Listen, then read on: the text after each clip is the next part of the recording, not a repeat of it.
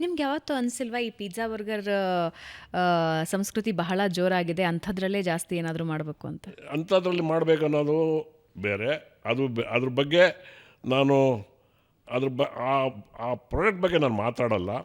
ನಮ್ಮ ಆಹಾರ ಉಳಿಬೇಕು, ಬೆಳಿಬೇಕು. ನಂಬರ್ ಒನ್ನು, ತುಂಬ ಕಡಿಮೆ ದರಕ್ಕೆ ತಯಾರು ಮಾಡಲಿಕ್ಕೆ ಸಾಧ್ಯ ಇರುವಂಥ ಆಹಾರ ನಮ್ಮದು. ಎಲ್ಲ ಹೊತ್ತಿಗೆ ಹೊಂದ್ಕೊಳ್ಳೋಂಥ ಆಹಾರ ನಮ್ಮದು. ನಮ್ಮ ಆಹಾರನೇ ಜನರಿಗೆ ಆಗಬೇಕು. ಇವತ್ತು ನಮ್ಮ ತಾಜ್ ನೀವು ಬರ್ಬೋದು.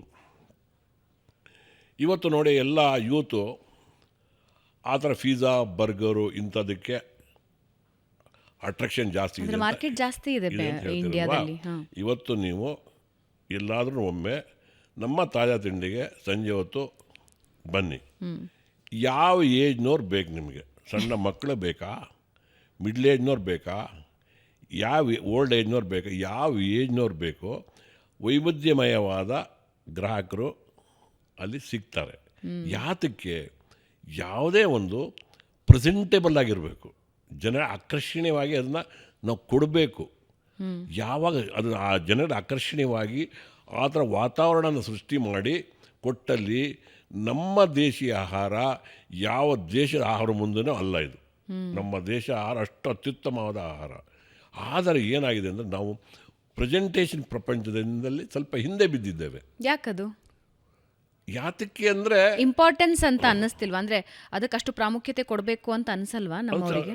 ಅನ್ನಿಸ್ತಾ ಇದೆ. ಇತ್ತೀಚೆಗೆ ತುಂಬ ಬರ್ತಾ ಇದೆ ನೋಡಿ. ಅದಕ್ಕೇನೆ ಇವತ್ತು ದರ್ಶಿನಿ ಹೋಟೆಲ್ ಬಂದಮೇಲೆ ಎಷ್ಟೋ ಫುಡ್ ಫಾಲಿಂಗ್ ಜಾಸ್ತಿ ಆಗಿದೆ. ತುಂಬ ಹೊಸ ಹೊಸ ರೀತಿ ಬ್ರ್ಯಾಂಡ್ ಹೋಟೆಲ್ಸ್ ಬಂದಮೇಲೆ ಎಷ್ಟೋ ಹೋಟೆಲ್ ಗ್ರಾಹಕರ ಸಂಖ್ಯೆ ಇಂಪ್ರೂವ್ ಆಗಿದೆ. ತುಂಬ ಆಗ್ತಾ ಇದೆ. ಇವತ್ತು ಇಡೀ ದೇಶದಲ್ಲಿ ಸೌತ್ ಇಂಡಿಯನ್ ಆಹಾರಗಳೇ ಇವತ್ತು ಗುಜರಾತ್ ಹೋಗಿರಲಿ, ಅಲ್ಲಿಂದ ಯುವಕರು ಬಂದು, ನಿನ್ನೆ ಕೂಡ ನಾನು ಇಬ್ಬರು ಹುಡುಗರಿಗೆ ಗುಜರಾತಿಂದ ಬಂದವ್ರಿಗೆ ಟ್ರೈನಿಂಗ್ ಮಾಡಿ ಅವ್ರಿಗೆ ಕಳಿಸ್ಕೊಟ್ವಿ. ಅವ್ರು ನಾವು ಅಲ್ಲಿ ಹೋಟ್ಲ್ ಇಟ್ಕೋಬೇಕು ಅಂತ 5 ದಿವಸ ನಮ್ಮ ಹೋಟೆಲ್ ಇಟ್ಕೊಂಡು ಟ್ರೈನಿಂಗ್ ಮಾಡಿದ್ವಿ. ಅಂಥ ಹುಡುಗರಿಗೆ ಬೇಕಾದಷ್ಟು ಜನಕ್ಕೆ ನಾವು ಟ್ರೈನಿಂಗ್ ಕೂಡ ಮಾಡಿದ್ದೀವಿ. ಎಷ್ಟೋ ಜನ ಇಟ್ಕೊಂಡಿದ್ದಾರೆ. ಬೆಂಗಳೂರಲ್ಲಿ ಕೂಡ ನಾವು ಎಷ್ಟೋ ಜನ ಹುಡುಗರಿಗೆ ನಮ್ಮ ಮಾರ್ಗದರ್ಶನ ಮಾಡ್ಕೊಂಡು ಹೋಟ್ಲ್ ಮಾಡ್ಕೊಂಡು ಬದುಕ್ತಾ ಇದ್ದಾರೆ.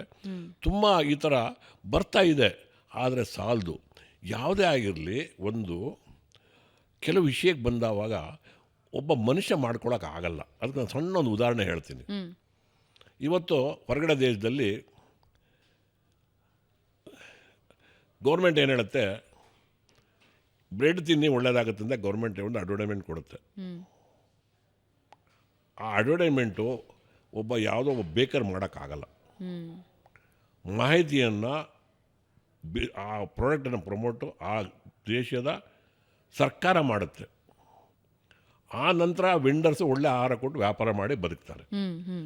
ಆ ರೀತಿ ನಮ್ಮ ದೇಶದಲ್ಲಿ ನಮ್ಮ ದೇಶೀಯ ಆಹಾರಗಳನ್ನು ನಮ್ಮ ಸರ್ಕಾರಗಳನ್ನು ಅದನ್ನು ಕಾಪಾಡಬೇಕು, ಪ್ರೊಟೆಕ್ಟ್ ಮಾಡಬೇಕು, ಬೆಳೆಸಬೇಕು. ಇವತ್ತು ಇಡ್ಲಿ ಒಳ್ಳೆಯದಂತ ಒಂದು ಸರ್ಕಾರ ಒಂದೇ ಒಂದು ನೋಡಿ, ಇದು ಅರಿವಿರುವಂಥ ವಿಚಾರ. ಇವತ್ತು ಒಂದು ಉತ್ತಮವಾದ, ಪ್ರಪಂಚದಲ್ಲಿ ಉತ್ತಮವಾದ ಇಡ್ಲಿ ಒಳ್ಳೆಯದು ಇಡ್ಲಿ, ಅದಕ್ಕೆ ಡೆಫಿನೇಷನ್ ಕೊಡಿ. ಯಾತಕ್ಕೆ ಒಳ್ಳೆಯದಂತ ನೀವು ಅಲ್ಲಿ ಹೇಳಿ. ಇಡೀ ಪ್ರಪಂಚ ಒಪ್ಕೊಳ್ಳುತ್ತೆ ಅದನ್ನು. ಸೊ ಮಾರ್ಕೆಟಿಂಗ್ ಅವಶ್ಯಕತೆ ಇದೆ ಇನ್ನು. ಡೆಫಿನೆಟ್ ಆಗಿ ಮೇಡಮ್, ಡೆಫಿನೆಟ್ ಆಗಿ ಬೇಕು. ಅದಿದ್ದಾಗ ಏನಾಗುತ್ತೆ ಅಂತ ಹೇಳಿದ್ರೆ ಎಲ್ಲರೂ ಅದ್ರ ಬಗ್ಗೆ ಆಸಕ್ತಿ ತೋರಿಸ್ತಾರೆ. ನೀವು ಅದೇ ಬರ್ಗರನ್ನು ಇನ್ನೊಂದು ಸ್ವಲ್ಪ ಬದಲಾವಣೆ ಮಾಡಿ, ಪ್ರೆಸೆಂಟ್ ಚೆನ್ನಾಗಿ ಮಾಡಿ, ಅದೇ ಮಕ್ಕಳು ಅದನ್ನು ಅಂಗೀಕಾರ ಮಾಡ್ತಾರೆ. ಏನಾಗಿದೆ ಅಂದರೆ ಇದ್ರ ಅರಿವು ತರಬೇಕು. ಅಲ್ಲಿ ಅಸೋಸಿಯೇಷನೆಲ್ಲ ಹೇಗೆ ಕೆಲಸ ಮಾಡ್ತದೆ ಅಂತ ಹೇಳಿದ್ರೆ, ಯಾವುದೇ ಒಂದು ಪ್ರಾಡಕ್ಟು ಅವರ ಪ್ರಾಡಕ್ಟನ್ನು ಅಸೋಸಿಯೇಷನ್ ಅದು ಹ್ಯಾಂಡಲ್ ಮಾಡುತ್ತೆ. ಅವರು ಅಡ್ವರ್ಟೈಸ್ಮೆಂಟ್ ಕೊಡ್ತಾರೆ. ನಮ್ಮಂಥ ಔಟ್ಲೆಟ್ನವರು ಅದನ್ನೆಲ್ಲ ವ್ಯಾಪಾರ, ನಿನ್ನ ಬ್ರೆಡ್ ನಿಮ್ಮದು, ನಮ್ಮ ಬ್ರೆಡ್ ನಮ್ಮದು, ಅದು ವಿಚಾರ ಬೇರೆ. ಆದರೆ ಬ್ರೆಡ್ ತಿಂದರೆ ಒಳ್ಳೆಯದು ಅಂತ ಹೇಳ್ತಾರೆ. ಉದಾಹರಣೆ ನಾನು ಹೇಳಿದ್ದು, ನೀವು ಇಡ್ಲಿ ನಾವು ಪ್ರತಿ ಹೋಟ್ಲಲ್ಲೂ ಅವ್ರವ್ರದ್ದೇ ಆದಂಥ ಇಡ್ಲಿ ಇದೆ. ಮಸಾಲೆ ದೋಸೆ ಒಳ್ಳೆಯದು, ಯಾತಕ್ಕೆ ಒಳ್ಳೆಯದು? ನಮ್ಮ ತಂಡೂರಿ ರೊಟ್ಟಿ ಒಳ್ಳೆಯದು, ಯಾತಕ್ಕೆ ಒಳ್ಳೆಯದು? ಅದನ್ನು ನೀವು ಹೇಳಿ.